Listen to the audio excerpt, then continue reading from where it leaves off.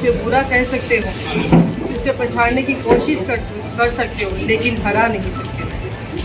जब भी ये हुआ है, जब जब सच्चाई को दबाने की कोशिश की गई है, तब तब ऐसे ही उच्चतम न्यायालय ने फैसले किए हैं और अच्छाई को सामने लाए हैं। और जो लोग ऐसी मंशा रखते हैं, जो लोगों को पछाड़ने में, और उनके हाथों में कुछ शायद अब कुछ नहीं है, तो जो जैसे कि वो बौखला गए हों, ऐसी उनकी स्थिति बन गई है।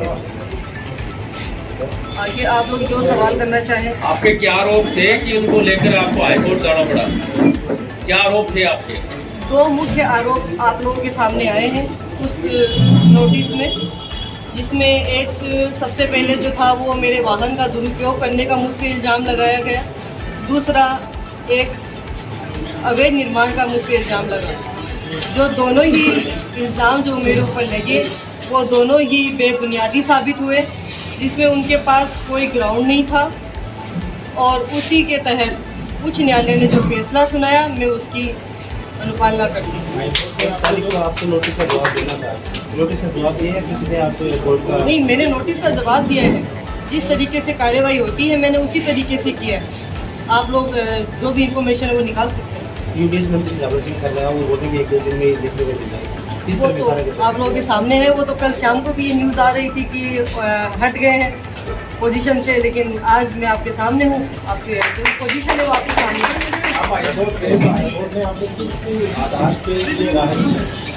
क्योंकि हाई कोर्ट एक ऐसी कोर्ट, ऐसा स्टेट है, वो अपने आप में एक अपना लेवल रखता है कि वो किसी भी बेबुनियादी हो या बुनियाद पे जो अपन वहाँ अपील लेकर जाते हैं, तो वो भी तो एक अपना अहम रखते हैं। वो भी उसके पीछे की इंफॉर्मेशन निकालते हैं, उसका जो क्या सच्चाई है, इसके पीछे कितना झूठ है, वो उसके पीछे जाते हैं। तो शायद कहीं ना कहीं उन्होंने भी कुछ यहाँ अपना कुछ किया ही होगा फैसला लेने से पहले। तो उनको कोई जब बुनियाद मिली नहीं होगी, तो ये जाहिर सी बात है कि ये जो इल्ज़ाम है वो बेबुनियादी ही साबित होंगे। नगर परिषद के कर्मचारी आरोप लगाते हैं कि आपके ससुर वाहन का, ये सारे बेबुनियादी इल्ज़ाम हैं।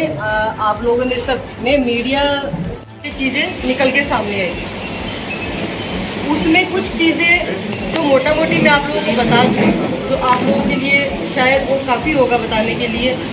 हम लोगों ने नगर परिषद में खूब विकास किया, लेकिन कुछ विकास बाकी रहा। उसमें हमारा जो हम लोगों ने NITयाँ लगाई, जैसे ही सत्ता परिवर्तन हुआ उन NITयों को रोक दिया।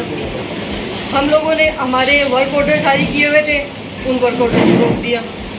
नगर परिषद में अधिकारी काम करते, उनको इतना प्रेशर डाला गया कि अधिकारियों ने को लेके डर के दबाव में आके काम करने लगे। आपका मानना है कि राजनीतिक हस्तक्षेप हो रहा है? बिल्कुल, और बाकी कुछ नहीं है।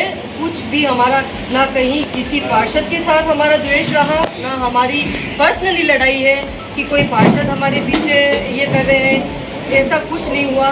बस चीज़ें जो है वो सामने आ रही है, वो इतना ही है। लोकसभा हारे, विधानसभा हारे, अब सभापति की सीट हारे। शुरू से लेके अब तक जो इनका एक मानस बन गया कि अब हार रहे हैं, अब करें क्या। आगे आने वाला वक्त उपचुनाव का आ रहा है, उनमें भी उनको थोड़ा बहुत तो कुछ चाहिए मिर्च मसाला कि भैया अपन थोड़ी बहुत तो कोशिश करें आगे आने की।